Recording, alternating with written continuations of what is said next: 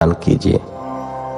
तब देवराज इंद्र ने उपमन्यु से कहा कि उपमन्यु, मैं देवताओं का स्वामी इंद्र हूं, तुम मेरी आराधना करो, मैं तुम्हें सारी अभिष्ट वस्तुएं प्रदान करूंगा। भगवान शिव तो मेरे समक्ष कुछ भी नहीं है, तुम उनको भूल जाओ। इस प्रकार इंद्र ने भगवान शिव की बहुत निंदा की। अपने आराध्य भगवान शिव की निंदा सुनकर उपमन्यु को क्रोध आ गया। उसने भगवान शिव का स्मरण करते हुए अपने हाथ में भस्म उठा ली और उसे अघोर मंत्र से अभिमंत्रित करके उसमें अग्नि प्रवाहित कर उसे देवराज इंद्र पर चला दिया। लेकिन वहां तो सारा दृश्य ही बदल गया था। तब इंद्र रूप धारण किए भगवान शिव ने उपमन्यु को अपने परमेश्वर स्वरूप के साक्षात दर्शन कराए। शिव में ही समस्त सृष्टि समाई हुई है, ऐसा उपमन्यु ने देखा। भगवान शिव बोले, हे उपमन्यु, मैं तुम्हारा पिता और देवी पार्वती तुम्हारी माता है। हम तुम्हारी आराधना से बहुत प्रसन्न हैं। मैं तुम्हें सनातन कुमारत्व प्रदान करता हूं। मैं दूध, दही और शहद व अन्य भोज्य पदार्थों का खजाना तुम्हें देता हूं। तुम अमरता को प्राप्त होगे और तुम्हें मेरे गणों का आधिपत्य मिलेगा। इस प्रकार शिवजी ने उपमन्यु को अनेक दिव्य वर प्रदान किए। तत्पश्चात भगवान शिव पार्वती वहां से अंतर्धान हो गए। फिर उपमन्यु ने घर आकर अपनी माता को सारी बातें बताई, जिसे सुनकर उसकी माता बहुत प्रसन्न हुई। जिसे भगवान शिव के दर्शन हो गए हों, उसे और क्या कुछ चाहिए। तात, इस प्रकार भगवान शिव के सुरेश्वरावतार की उत्तम कथा मैंने तुम्हें सुनाई। यह कथा सुख देने वाली तथा पापों को दूर कर मनोवांछित फल देने वाली है। इसे सुनने अथवा पढ़ने से सुखों की प्राप्ति होती है और अंत में अर्थात मृत्यु के उपरांत शिवलोक में निवास होता है। 33वां अध्याय, ब्रह्मचारी अवतार। नंदीश्वर बोले, हे महामुने, प्रजापति दक्ष की पुत्री सती ने जब अपने पिता द्वारा होने वाले यज्ञ में अपने पति देवाधिदेव महादेव जी का अपमान होते हुए देखा, तो वहीं उसी यज्ञ में उन्होंने अपने प्राणों को त्याग दिया। तत्पश्चात वे गिरिराज हिमालय के यहाँ पार्वती के नाम से जन्मी। अपनी सखियों के साथ वन में विहार करती पार्वती के मन में देवर्षि नारद ने भगवान शिव को पाने की ललक जगाई। इस कार्य की सिद्धि के लिए देवी पार्वती ने भगवान शिव की आराधना और तपस्या करनी आरंभ कर दी। जब भगवान शिव को उनके इस उत्तम तप की सूचना मिली, तो उन्होंने पार्वती जी के पास सप्तऋषियों को भेजा। सप्तऋषियों ने वहां जाकर देवी पार्वती की परीक्षा ली और भगवान शिव के पास लौट आए। शिव जी को प्रणाम कर उन्होंने वहां का सारा समाचार उन्हें सुनाया। सप्तऋषियों से देवी पार्वती की तपस्या के विषय में जानकर त्रिलोकीनाथ भगवान शिव ने स्वयं उनकी परीक्षा लेने का निर्णय किया। शिव जी ने वृद्ध ब्रह्मचारी का वेश बनाया और पार्वती जी के आश्रम की ओर चल दिए। अपने द्वार पर एक वृद्ध ब्राह्मण ब्रह्मचारी को आया देखकर देवी पार्वती ने उनको आसन पर बैठाया और उनका पूजन आराधन करने के पश्चात उनका आतिथ्य किया। तत्पश्चात वे उनसे पूछने लगी, हे महात्मा, आप कौन हैं और कहां से आए हैं? तब उस मुनि ने उत्तर दिया, हे देवी, मैं तो स्वच्छंद विचरण करने वाला एक साधारण तपस्वी हूं। मैं सदा मानव सेवा में लगा रहता हूँ और दूसरों को सुख देने का कार्य करता हूँ। देवी, आप मुझे बताइए कि आप कौन हैं और इतनी कम उम्र में सब सुखों आदि का त्याग कर इस निर्जन वन में क्यों तपस्या कर रही हैं? तब देवी पार्वती उन ब्रह्मचारी रूप धारण किए भगवान शिव के प्रश्नों का उत्तर देते हुए बोली, हे मुने, मैं गिरिराज हिमालय और देवी मैना की पुत्री पार्वती हूँ। मैंने भगवान शिव को अपना सर्वस्व समर्पित कर दिया है और उन्हीं को अपने पति के रूप में पाने की इच्छा मन में लेकर मैं शिव जी की तपस्या कर रही हूँ, ताकि वे मुझ पर अपनी कृपा दृष्टि कर मुझे कृतार्थ करें। देवी पार्वती के वचन सुनकर वे मुनि बोले, हे देवी, तुमने सारे देवताओं को, जो कि अत्यंत सुंदर, सजीले और ऐश्वर्य संपन्न हैं, छोड़कर उस वैरागी, विकृत आत्मा और जटाधारी भगवान शिव को अपने वर के रूप में चुना है। वे सदा अकेले रहते हैं और इधर उधर भटकते रहते हैं। इस प्रकार वह ब्रह्मचारी भगवान शिव की बहुत निंदा करने लगा। उस ब्रह्मचारी के मुंह से अपने आराध्य भगवान शिव के निंदा सुनकर पार्वती को बहुत क्रोध आया। तब वह बोली, हे मुने, मैंने तो आपको एक योगी तपस्वी जानकर आपकी पूजा और आराधना की थी, परंतु आप तो मूर्ख और धूर्त हैं, जो परमेश्वर शिव के विषय में ऐसे विचार रखते हैं। आपने मेरे सम्मुख भगवान शिव की निंदा करके मुझे भी अपने पाप का भागी बना दिया है और मेरी तपस्या के सारे पुण्यों को नष्ट कर दिया है। फिर भी अपनी सखी से बोली कि यह ब्राह्मण है, इसलिए हम इसको इनकी करनी का फल अर्थात दंड नहीं दे सकते।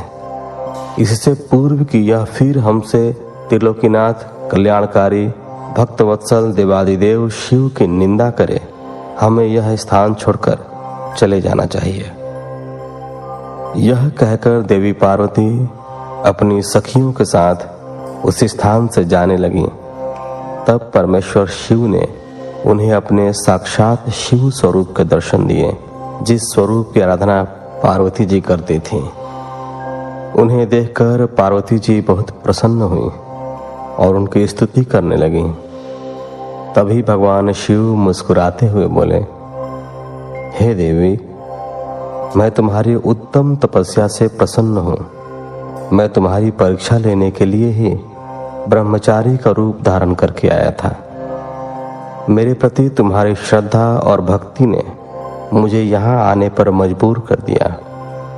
मांगो, क्या मांगना चाहती हो? मैं तुम्हारी प्रसन्नता के लिए सब अभिष्ट तुम्हें प्रदान करूंगा। भगवान शिव के ये उत्तम वचन सुनकर देवी पार्वती शर्माते हुए बोली, हे भक्तवत्सल, आप तो तीनों लोकों के ज्ञाता हैं, भला आपसे भी कोई बात छिपी रह सकती है? फिर भी यदि आप मेरे मन की इच्छा जानना चाहते हैं तो मुझे अपनी पत्नी होने का वरदान दीजिए। तब भगवान शिव ने देवी पार्वती को उनका इच्छित वर दिया और उनका पाणी ग्रहण किया। इस प्रकार मैंने आपसे शिव जी के ब्रह्मचारी अवतार का वर्णन किया। यह कथा सुख देने वाली और दुखों को दूर करने वाली है। 34वां अध्याय। सुनट नर्तक अवतार। नंदीश्वर बोले, हे सनत कुमार जी, देवी पार्वती की कठोर तपस्या से प्रसन्न होकर जब भगवान शिव ने उन्हें दर्शन दिए, तब देवी पार्वती ने उनसे उनकी पत्नी बनने का वर मांगा। भगवान शिव ने प्रसन्नता पूर्वक उनका इच्छित वरदान उन्हें प्रदान किया। देवी पार्वती को वरदान देकर शिव जी अंतर्धान हो गए और पार्वती जी अपने घर वापस आ गईं। वहां आकर उन्होंने अपने माता पिता को सारी बातें बताई तब उनके घर में प्रसन्नता छा गई और चारों ओर महोत्सव होने लगा। खुश होकर गिरिराज हिमालय ने ब्राह्मणों को बहुत दान दक्षिणा दी, फिर गंगा स्नान करने चले गए।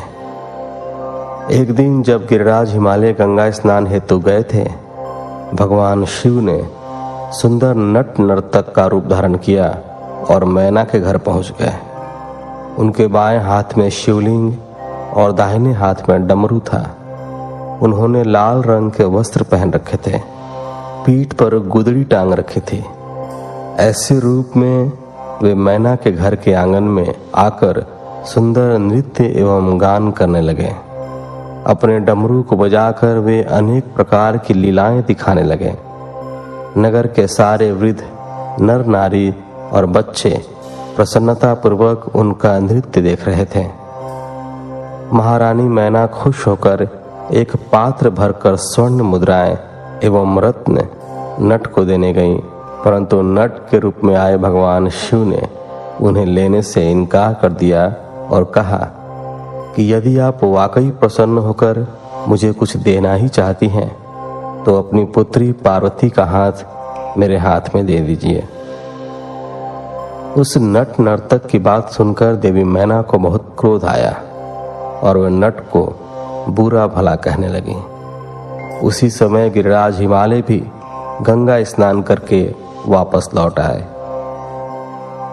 जब उन्हें इस बात का पता चला तो उन्होंने अपने सेवकों को उस नट को वहां से बाहर निकालने की आज्ञा दी। सेवक नट की ओर आगे बढ़े ही थे कि मायावर लीलाधारी भगवान शिव ने मैना और हिमालय को पार्वती सहित क्षण भर के लिए अपने दिव्य रूप के दर्शन कराए और अगले ही पल तेज कदमों से चलकर वहां से गायब हो गए। नट नर्तक के चले जाने के उपरांत देवी मैना और गिरिराज हिमालय बैठकर नट के विषय में बात करने लगे और उसी की लीलाओं की प्रशंसा करने लगे। तभी माया से मोहित उनको उस नट नर्तक के देवाधिदेव महादेव भगवान शिव होने का ज्ञान प्राप्त हुआ। तब उन्हें बहुत दुख हुआ कि हमने अपने द्वार पर पधारे शिव जी का अपमान किया और उन्हें अपनी कन्या नहीं सौंपी। यह विचार कर दोनों बहुत दुखी हुए और अपने अपराध का प्रायश्चित करने हेतु भगवान शिव की आराधना करने लगे। उनकी भक्ति भाव से की गई पूजा से प्रसन्न होकर शिव जी ने देवी पार्वती का पाणी ग्रहण किया। यह शिव जी के नट नर्तक अवतार का महात्म्य मैंने तुम्हें सुनाया। यह वर्णन सब अभिष्ट फलों को प्रदान करने वाला है। 35वां अध्याय। शिव जी का द्विज अवतार। नंदीश्वर बोले, हे सनत कुमार जी, जब देवी मैना और गिरिराज हिमालय ने अपने द्वार पर नट का रूप धारण करके आए शिव जी को अपनी कन्या देने से इनकार कर दिया, तब उन्हें अपनी भूल का एहसास हुआ और वे क्षमा याचना करने हेतु भगवान शिव की भक्ति भाव से आराधना करने लगे। उनकी शिव जी में परम भक्ति स्थापित हो गई। उनकी इस घनिष्ठ भक्ति से देवता चिंतित हो उठे। उन्हें लगा कि यदि गिरिराज ने अपनी भक्ति से प्रसन्न कर शिव जी को अपनी कन्या पार्वती दे दी तो उन्हें भगवान शिव द्वारा निर्वाण प्राप्त हो जाएगा और वे संसार के बंधनों से छूटकर परम शिवलोक को प्राप्त कर लेंगे।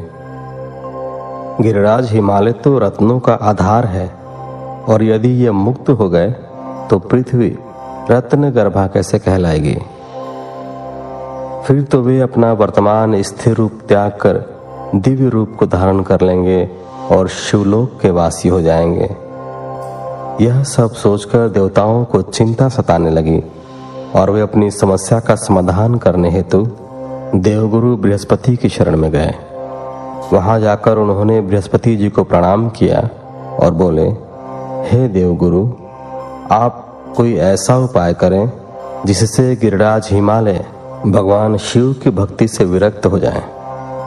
आप हिमालय के पास जाकर उनसे शिव जी की निंदा करें। देवराज इंद्र के ऐसे वचन सुनकर देवगुरु बृहस्पति बोले कि मैं परम कल्याणकारी परमेश्वर की निंदा नहीं कर सकता। आप अपना यह कार्य किसी अन्य देवता से पूर्ण कराइए। देवगुरु के इनकार कर देने पर इंद्र सब देवताओं सहित ब्रह्मा जी के पास गए और उनसे हिमालय के घर जाकर भगवान शिव की निंदा करने के लिए कहने लगे। तब ब्रह्मा जी ने भी भक्तवत्सल कल्याणकारी भगवान शिव की निंदा करने से मना कर दिया। यह सुनकर देवराज इंद्र निराश हो गए। तब ब्रह्मा जी ने उनसे कहा कि इंद्र, इस संसार में हर कार्य भगवान शिव की आज्ञा से ही पूर्ण होते हैं। तुम अपने कार्य की सिद्धि हेतु उन्हीं की शरण में जाओ, वे अवश्य ही तुम्हारे हित का कार्य करेंगे। तब ब्रह्मा जी से आज्ञा लेकर देवराज भगवान शिव के पास गए और उनसे सारी बातें कही। उनकी बातें सुनकर कल्याणकारी भगवान शिव ने इंद्र को उनके कार्य की पूर्ति का आश्वासन देकर वहां से विदा किया। देवराज इंद्र के कार्य को पूरा करने के लिए शिव जी ने साधु का वेश धारण किया। उन्होंने हाथ में दंड और छत्र लिया, मस्तक पर तिलक, गले में शालिग्राम और हाथ में स्फटिक की माला ली तथा भगवान श्री हरि विष्णु का नाम जपते हुए गिरिराज हिमालय के राज दरबार में पहुंच गए। अपने दरबार में आए उन तपस्वी को देखकर हिमालय ने सिंहासन को त्याग दिया और स्वयं उन्हें प्रणाम कर यथा योग्य आसन देकर उनका परिचय पूछा। तब ब्राह्मण देवता बोले, हे गिरिराज, मैं एक तपस्वी ब्राह्मण हूँ और परोपकार व सेवा के लिए भ्रमण करता हूँ। अपनी दिव्य दृष्टि और योग बल से मुझे ज्ञात हुआ है कि आप अपनी लक्ष्मी स्वरूपा बेटी पार्वती का विवाह शिवजी से करना चाहते हैं, परंतु शायद आप यह नहीं जानते कि शिवजी कुलहीन, बंधु बांधवहीन, आश्रयहीन, एकाकी रहने वाले, कुरूप, निर्गुण, अव्यय, शमशानवासी, गले में सर्प धारण करने वाले हैं। वे सदा अपने शरीर पर चिता की भस्म लपेटे रखते हैं। ऐसे व्यक्ति को अपनी परम गुणी सुंदर कन्या को सौंपना सर्वथा अनुचित है। यह कहकर महान लीलाधारी भगवान शिव साधु रूप में ही वहां से चले गए। उनकी बातों का मैना हिमालय पर गहरा प्रभाव पड़ा और वे भगवान शिव की भक्ति से विमुख होकर इस सोच में डूब गए कि आगे क्या करें। इस प्रकार मैंने तुमसे शिव जी के साधु वेशधारी द्विज अवतार का वर्णन किया। 36वां अध्याय। शिव का अश्वत्थामा अवतार। नंदीश्वर बोले, हे सर्वज्ञ सनत कुमार जी, देवगुरु बृहस्पति के पुत्र मुनि भारद्वाज हुए और उनके पुत्र के रूप में द्रोण का जन्म हुआ। द्रोण बचपन से महान धनुर्धारी, महातेजस्वी और सब अस्त्र शस्त्रों के ज्ञाता थे। यही नहीं, धनुर्वेद और सभी वेदों के महाज्ञाता थे। अपने इन्हीं गुणों के कारण आप कौरवों और पांडवों के आचार्य बने और द्रोणाचार्य इस नाम से प्रसिद्ध हुए। इन्हीं द्रोणाचार्य ने अपने मन में पुत्र प्राप्ति की कामना लेकर भगवान शिव की आराधना की और अपनी घोर तपस्या से त्रिलोकीनाथ भगवान शिव को प्रसन्न कर लिया। शिव ने उन्हें साक्षात दर्शन दिए।